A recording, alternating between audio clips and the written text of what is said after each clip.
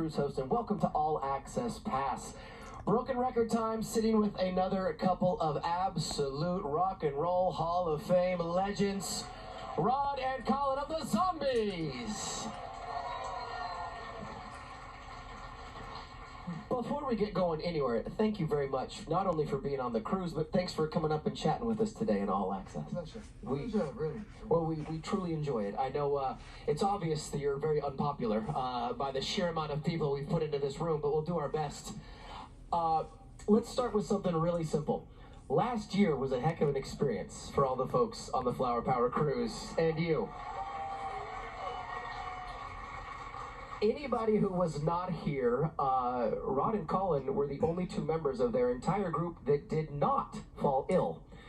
And so we had the most unique and special experience with you guys.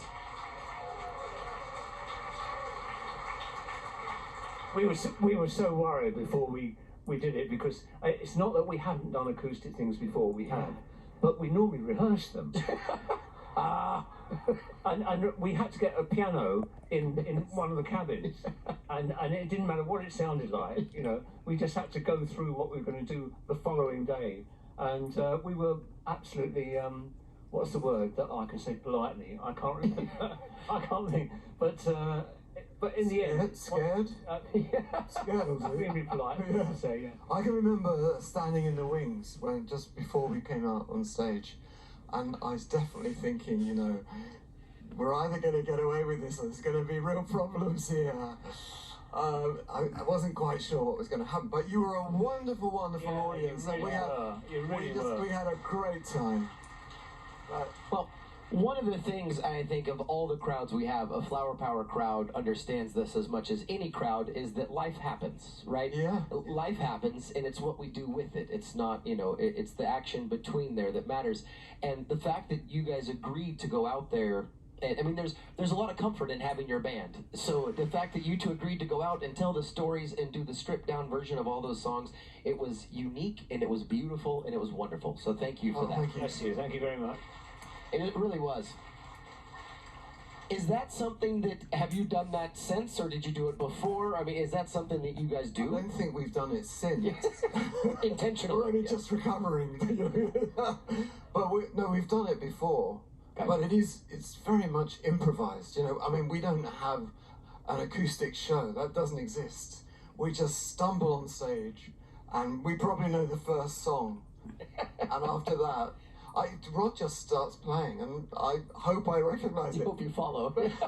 Well, there have been occasions, because when you're doing it acoustically, it might have a guitar intro, so he'll just have to busk something on piano, and so we'll be in front of a lovely audience like this, and he's going, you know, plinky plonk plonk plonk plonk, and I'm going, I have no idea what that song is.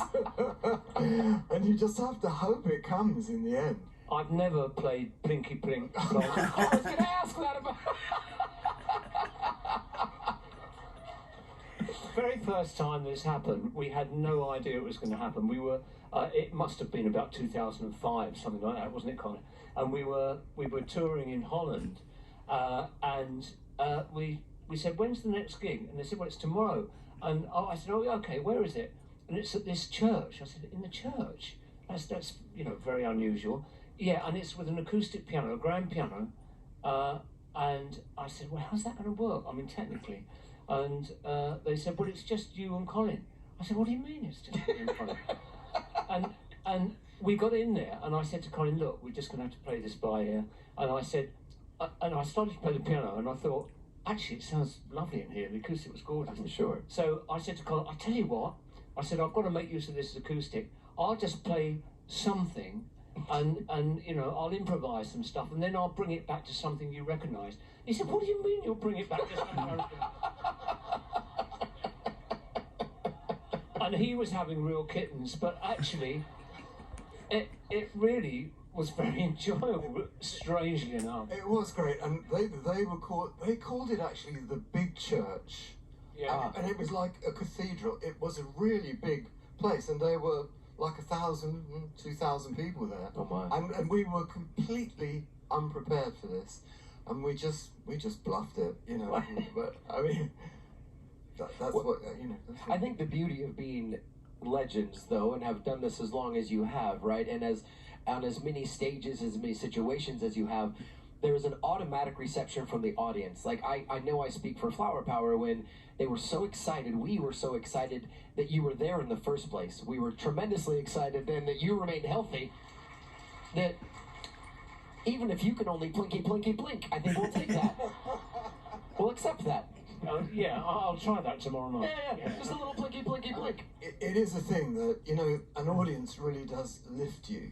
Sure. And we had a wonderfully warm and enthusiastic reception when we came on stage. And I think after about 30 seconds, when you get that kind of reaction, you know it's going to be all right. Settle in. But if we'd have walked out, I mean, we've done this. We've walked out on stage and there's been 2 people and a dog. Yeah. And that's tough. That is really tough. Was the dog a fan, though? That's the, you know. He was a fan, but he didn't buy a ticket. No. I got really, really upset. Damn dogs. Yeah. Always sneaking around. So if you don't mind, let's go back a few years. Let's do a little bit of history before we jump into more current times. Tell us about the early '60s and the forming of the group. Well, I mean, Rod's looking at me, but really, Rod formed the group. He had, some of you may know, he had a cousin called Jim Rodford, who was in the Kinks for 20 years, and in the Animals, he was in Argent, and he was in the Zombies for a good many years. And Rod's cousin Jim introduced Rod to Jim's band, the Blue Tones, in St Albans in Hertfordshire, just north of London. They were the big local band, and Rod was about 11, and he absolutely loved it. Sorry, I'm speaking on your behalf here, but I feel like a ventriloquist. You know, Yeah, just be careful where you put your hand, Colin. Careful where you put your hand. Yeah. It's not that kind of show. I agree with that. You're welcome, Rob. But anyway, Rod decided he wanted to form a band. He had to wait a few years. He was only 11 years old, and he just got some guys from school who he didn't know. One guy was playing guitar in a folk group, and he just went up to him and said, "Do you want to be in a band?" And the guy said, "Oh, all right." That was the guitarist. That was Paul Atkinson. Paul Atkinson. And then the drummer is even better. He was playing side drum in the Army Corps. So he wasn't playing drums. He was this kind of thing. And Rod thought he was the best side drummer, and he went up to him. He's all in army kit, and he said, "Do you want to be in a band?" He said, "All right, yeah." So that was 3 of them. And then there was a guy who lived in the next road to you, not the same school, who Rod knew, who was making an electric bass in woodwork. He'd never played one. It's not essential. In the Zombie, it's not essential you play the instrument, but you have to make it. Yeah. So he was making an electric bass, and Rod said to him, "Bass, do you want to be in a band?" And he said, "All right." And he said, "I've got a bloke who sits next to me at school, and this is my school, and we had to sit in alphabetical order. The guy who was making a bass guitar was called Paul Arnold. So I didn't have a choice. Being Blunstone, I had to sit next to him. So this is my audition for the Zombies. Paul Arnold is making a bass. He knows Rod. He sits next to me, and he said, 'You've got a guitar, haven't you?' And I said, 'Yeah.' And he said, 'Do you want to be in a group?' Do you want to be in a band? Yeah, I said, Sure. All right. And that was the Zombies. That's the most casual band building ever. That's how it came together. We had our first rehearsal about 2 or 3 weeks later, and I was the singer, and Colin was the rhythm guitarist. So we went through the first, half an hour.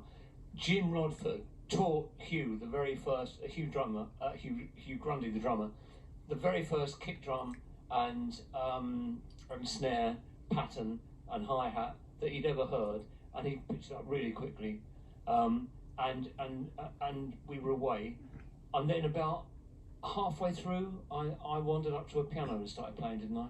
And I started playing the Big Bumble and the Stingers Nut Rocker, and Colin came racing up to me and said, "Oh, you've got to play piano in the band." I said, no, it's not that sort of band, really.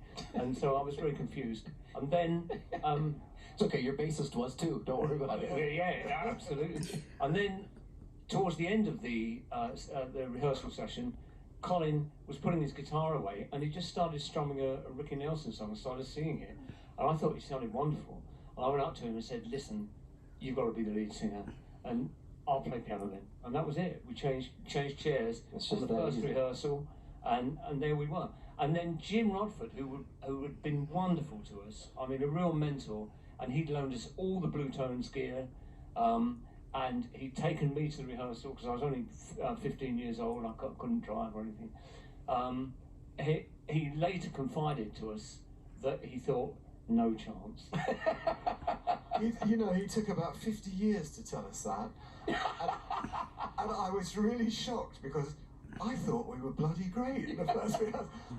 It's much better than I thought it was going to be. But he thought, no chance. No chance. And he kept that quiet for 50 years. He was working up to it. Yeah. I love the fact that he waited till you guys were uber successful. They're like, well, I didn't want to break your hearts. Yeah. The funny thing was that the way we turned professional was we won a beat competition, and the prize was the head of Decca came back to our dressing room afterwards and said, we would love you to make a single. And we beat Jim's band on one of the finals there. So was that a moment for you guys? No, he hadn't said no chance. He hadn't said it. That's fair. If he'd said it. Yeah. That's fair. And please correct me if I'm wrong. Were you guys the Mustangs first? Is that? We were indeed. For probably a week. Yeah. A whole week. A whole week. Yes, and then there were hundreds of bands. I know it sounds very trivial, but all bands have to have a name, and you have to spend a bit of time working this out. And I wanted something like Joe Rock and the Thunderballs. So I wanted something. Thunderballs. I kind of wish you guys were Joe Rock and the Thunderballs. I'm not gonna lie. I think about it. I still think he's in the wrong profession. Is it too late to change our name? Yeah. But anyway, after the Mustangs, I say, we lasted about a week as the Mustangs, and then to my disgrace, I'm afraid, I suggested the Sundowners. It's a film, Sundowners, Robert Mitchum and Thingy Kerr was in the Sundowners, and that was bloody awful as well. So we dropped that, and then the guy who was the woodworker, who was making the electric bass, he came up with the idea of the Zombies. And I've got to be honest with you, I've got no idea what a zombie was. And I still don't. But it stuck, didn't it? It was very, very catchy. Yeah, I mean, I loved it because I thought, if you think of the Beatles, and the Beatles were making a name a couple of years before they did over here in the UK. So this was beginning of '62. Yeah. And I thought, well, they'd already made a huge impression. And I thought, if people think about the Beatles, they don't think about play on words, or they don't think about insects or anything. They think about John, Paul, George and Ringo. Yep. I thought if we were lucky enough to get any sort of success, people would reconcile the name with the people in the band, basically. So that so I thought nobody else would have that. And actually another guy who thought no one else would have that was when we did our very first TV show. I got lost, as I still can do these days. Actually, I was terribly vague in those days.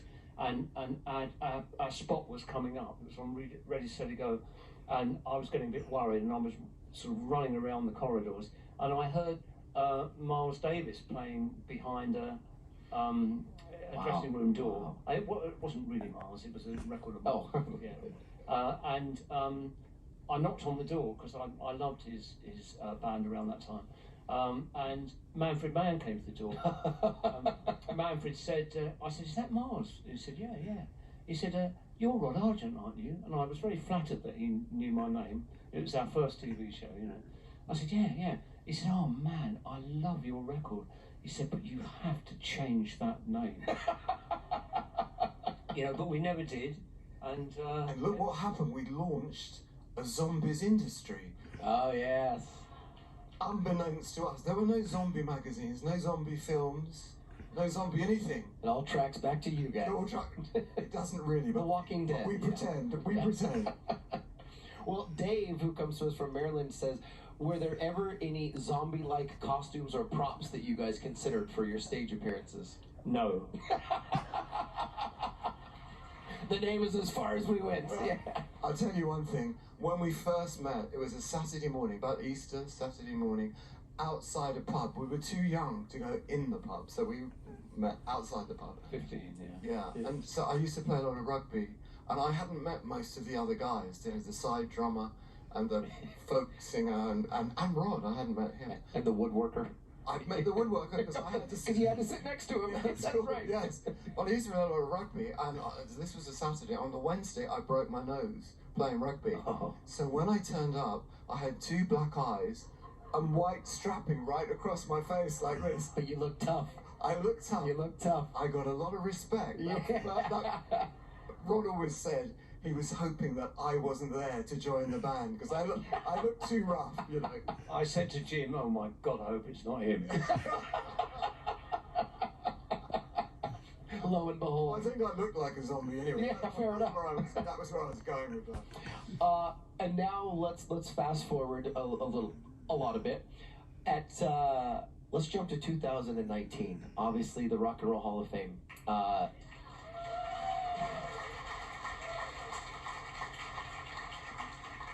I'm going to ask a rude question. Before that, were you starting to think it wasn't going to happen? Were you starting to have doubts? Well, Colin was always saying to me when we were on the road, it used to drive me crazy. I mean, even when he was coming up to his 70s, he would say, we'd be somewhere else and there might be a waiter doing a great job. And he used to say, "Do you know what? I think that might be the profession for me." Yeah. And I said, "For God's sake, Colin, you're 70 years old, you've got a great voice. I think this is it." Yeah. I could be a singing waiter. Yeah. Put you in a gondola somewhere in Venice and just have you. But no, I think, to answer your question, Yes, please. I think we were nominated, 4 times 4 before years, we were yeah. inducted. 4 times. And I must admit, I did start to think, Yeah. You try not to think about it too much, but there was a chance that we would never get inducted. So it was fantastic. I can't remember the details of the phone call. I think I was so excited. You get the call, you're inducted into the Rock and Roll Hall of Fame, and it is a wonderful feeling because you feel that your peers have Sure. noticed what you've done and respected what you've done, and so that's the wonderful feeling. There are 2 votes. There's the members of the Rock Hall, and then there's the fan vote, and the fan vote was nearly 400,000 over people. 400,000 people. Yeah. That was just incredible. And that was amazing. We were so wonderfully supported. And so it was just a very, very exciting evening. It was at the Barclays Centre in Brooklyn, Yeah. in front of 17,000 people. Yeah. And Stevie Nicks, Janet Jackson, Yeah. The Cure, Radiohead, Roxy Music, and Def Leppard, Yeah. and us. And the Zombies. And the Mustangs. And Yeah. the Mustang, Yeah.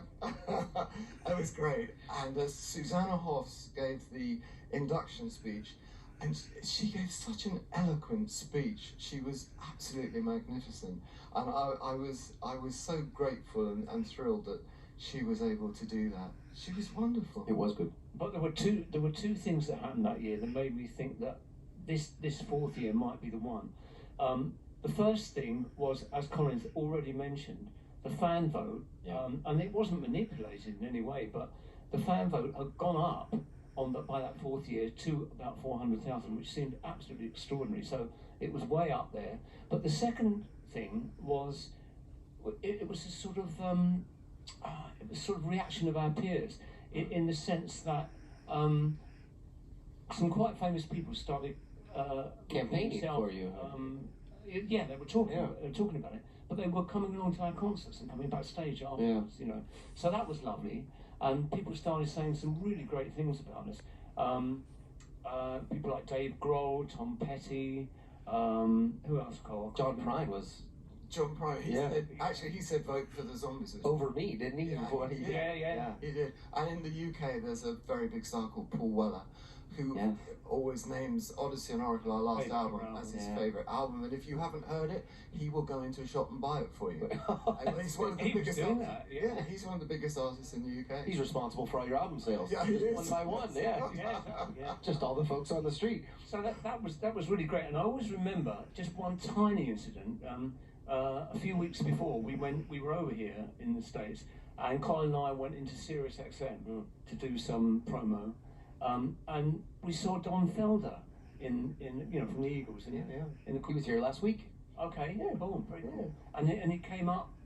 He came up to us and said, "I just voted for you," And I thought, "Oh, that's really lovely," But it was just little straws in the wind like that. And I suddenly, dared to think we might actually get in this year. But I do agree with Colin. I think that was the last. I think they would have got fed up with nominating us after that. Yeah, they might have done, yeah. They reached the point where they start to, okay. Yeah. Well, Tim from Ohio says, do you guys have any fun stories from the night of the induction that you can share? Well, this is a bit musical, this one, actually. But one of the nice things about Def Leppard, they came up to us before the show and said, would you join us on, because they finished the show, and they said, would you join us and do a version of All the Young Dudes, along with some other people that they had there as well. But I think we were the only people from the other artists that they asked on stage that were on the show. I think so, yeah. I mean, Susanna Hoss came up and sang backing vocals with us, and a couple of other people who are associated with the show. But I think we were the only people, inductees, that got up. Of course, Brian May also got up and played. Yeah. And that guy. Yeah, that guy. Yeah. he's a phenomenon. Yeah, absolutely. Yeah, fantastic. Actually, when we were on the red carpet beforehand, you all get shunted into a room, and there were the sort of original remaining zombies in the room, and suddenly we realised that Brian May was standing with us in the middle. And we thought, what's he doing here? He's joining the zombies. He did the interview with us. But when we got on stage to do All the Young Dudes, I said, great, and I said, what key are you doing it in? And they said D, and they started playing. I said, that's not D, that's C sharp. And they said, oh no, we've tuned down. So I had to play this flipping thing in C sharp, which was a bit difficult, but it was good fun. It was good. But you got there. I got there, yeah. And I had to sing it's pretty simple, but the chorus of All the Young Dudes. I mean, there's no rehearsals for this, and there's 17,000 people out there, and I know that song vaguely. I could bluff it. All the young dudes, blah, blah, blah. But I got this far away from the mic.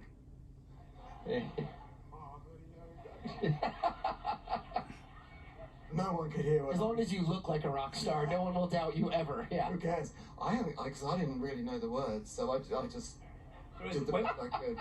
That's it. Move your hips a bit. Yeah. Wave an arm or two. Yeah. One tiny thing to mention was when we were on stage, I looked into the audience, and as Colin says, 17,000 people, and I saw Mick Fleetwood there, and I remembered that the very first gig we ever did outside St Albans as a semi-pro group was a place called Kingston Bars. There were about 10 people there, and we were on with a band called The Shanes, and the drummer in that band was Mick Fleetwood. Mick Fleetwood. Yeah. You gotta love how a lot of it comes full circle in its own way, right?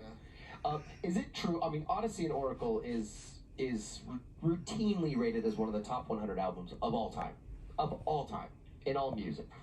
Absolutely. Silly question, and again, please correct me. Is it true that it was misspelled accidentally?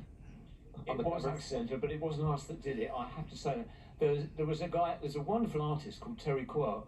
At that time, Terry was great. Unfortunately, passed away very recently. But I shared a flat with Chris White at the time, and the third room was held by Terry Quirk, who was a great friend all his life of Chris White, and Terry had an idea for our album cover, and he showed us, and we absolutely loved it. It was very psychedelic. It was really arresting. We thought it was great, and we were just about to go on tour for 2 weeks. So we went on tour, and we said, "Yeah, carry on with that. That's fantastic. It's absolutely lovely." Now Terry was a teacher. He's been a teacher all his life, right? So he has no excuse. He has no excuse at all.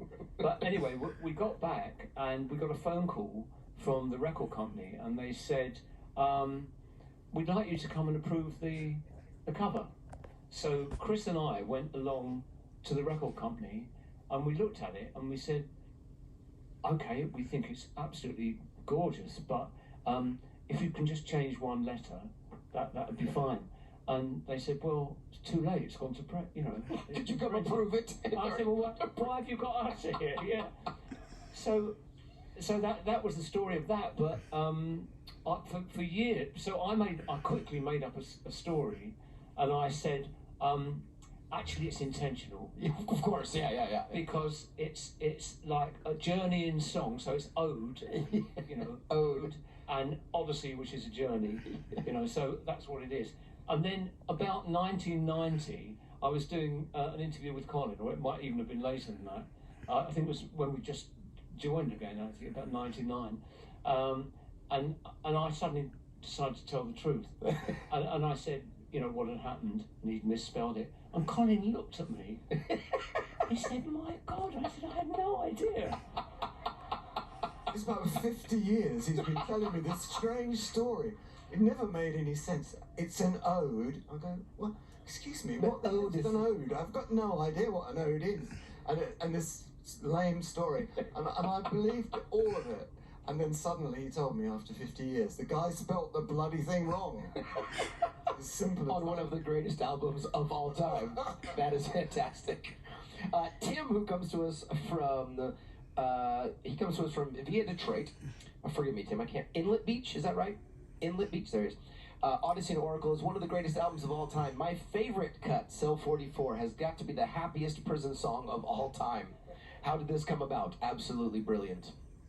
How did it come about? Well, I started to write the song, and I really liked it, but I thought this is just turning into another love song, you know, a sort of a standard sort of love song. And I thought, I've got to try and put a twist on it. And then I started thinking about, I must have seen something in the paper or something about someone coming home from prison, and I thought, well, you know, that's a really nice story, and it's really valid, and you know, people make mistakes in their life, and it would be really heartwarming to have a really good view on something and saying, I know you've made a mistake, but I can't wait for you to get back and start the relationship again and change your life and everything. And I thought that would be a good twist on it, really. I mean, it's as simple as that, really. There you go. I always thought that was the most commercial track on the album, and it was released as a single. And I don't think it sold half a dozen copies, you know. And Time of the Season, I never really liked Time of the Season. It sold 2 million. So I'm not going to be an A&R man in my next job. Shows what you know. Yeah, I'm going to be a singing waiter, definitely. A&R man's gone. Well, it's actually one of the questions in here, and I kind of shuffled through it, and I'll come back to it. Forgive me, I'll grab your name in a moment. Was exactly that. It was, are there any cuts that you thought were going to be big that weren't, and then some that you were shocked were hits? We already know Colin's answer. Well, I can honestly say that I said to Chris White, as I said, I was sharing a flat with him, and Time of the Season was the last thing to be written on the album. And I remember playing it over to Chris in the flat and saying, I think this could be a hit. I mean, no one else shared my view, including the record company. I have to tell you, it was only Al Cooper that got it released. Clive Davis did not think that was a commercial cut at all. But that sort of thing has followed us around our career. I mean, when we made She's Not There, the record company liked it, but they didn't think it was commercial, so they shunted it onto a subsidiary label from their main label. And that happened really with Odessey and Oracle. I mean, Clive wasn't going to release it, and then Al Cooper said, you've just signed me as an A&R man. He was the hottest A&R and producer person in the world, I think, probably at that moment. And he said, you've got to release this album. And so he did release it, but then he chose the first 2 singles and said, well, look, we've given it a chance, nothing's happened, so we're going to leave it now. And Al said, please listen to me just one time and release Time of the Season. And they released it, and even then, no one was playing it at first, but then this guy, and if anyone sees the documentary, which we've just had made, which is a beautiful documentary actually, it's done by a guy called Robert Schwartzman of the Coppola family, and it's executive produced by Tom Hanks, so in his company, you know, his own company. So we were very excited about that. But I've lost my train of thought completely now, sorry. In the documentary, it explains that just one DJ in Boise, Idaho. In Boise, Idaho. Yeah. He Of all the places. Yeah. Yes. He started playing Time. It's just one DJ started playing Time of the Season. Otherwise, it would have been all over. And he would not stop playing it. And there was a ripple effect. It came out from that one guy. and then suddenly it's been played all over the country, and it starts to come into the charts. It was a really long, drawn-out thing, almost as long as this story. And then it took months, and then it got to #1 in Cashbox, and I think #2 or #3 in Billboard, but we don't talk about Billboard. No, we only talk about Cashbox. It was #1. And it was actually #1 50 years to the very day when Cashbox chart was published, before the Rock and Roll Hall of Fame induction. Yeah. Yes, we were in Same day, right? Yeah. 50 years later, yeah. That's a wonderful full circle story. Emil was who asked that. Sorry, Emil, I didn't have your question in front of me. Emil was curious about the hits. Shulamit, is that correct? From Israel? Shulamit, did I say that right? She's not there. ... Who is she? That was a song that I wrote that because we'd won this beat competition. We had a recording session in 2 or 3 weeks' time, and the guy that was going to produce our session said you could always try and write something for the session. And I'd only ever written one song before, which we actually did on the beat competition. So I went away and wrote She's Not There, and Chris went away and wrote the song that was going to be on the B-side. And I had to get it done very, very quickly. So I got a pile of my recent albums out, one of which was an old John Lee Hooker album. And there was a song on his album called No One Told Me. Now, I stress that apart from those words, No One Told Me, nothing about the John Lee Hooker song has anything to do with She's Not There. But I just thought that was a phrase which tripped off the tongue, and it enabled me to start thinking and start building a story around those words. And I had a very clear idea in my mind about musically the way I wanted to put the song together. Wanted to end on a really big climax on a major chord, and then swoop back down again to like a minor blues phrase. And that really. So I'm sorry, there's no real person. There's no she. Well, I should just say that if I mean, some of the people here will know this, but the same with the Time of the Season, nearly wasn't released. She's Not There, nearly wasn't recorded because we'd been booked in for an evening session at Decca Studios in West Hampstead in London, and unfortunately the recording engineer, who was a really, really good engineer, but he'd been at a wedding all day, and he was absolutely blind drunk. Just pissed. Absolutely blind drunk. But worse than that, he was really, really aggressive. Oh, so we were only 18, it's our first time in the studio, and you put these headphones on, and this guy was screaming obscenities down the headphones. I've only just walked in the studio. Good morning. Oh, yes, all these words, and it makes me laugh because we've been doing this for like 60 years now. But after 20 minutes in that studio, I knew that business was not for me. I thought, I don't want any more of this. But then we had a bit of luck, and he collapsed. He was out cold, and we carried him out. One zombie on each arm, and one zombie on each leg. Up 2 flights of stairs, into a black London taxi, and never saw him again. Never saw him again. And his assistant took over, who people may know this name. His name was Gus Dudgeon. Yeah, I do know that, yeah. And he went on to produce all of Elton's early albums, David Bowie, Kiki D, and that was Gus Dudgeon's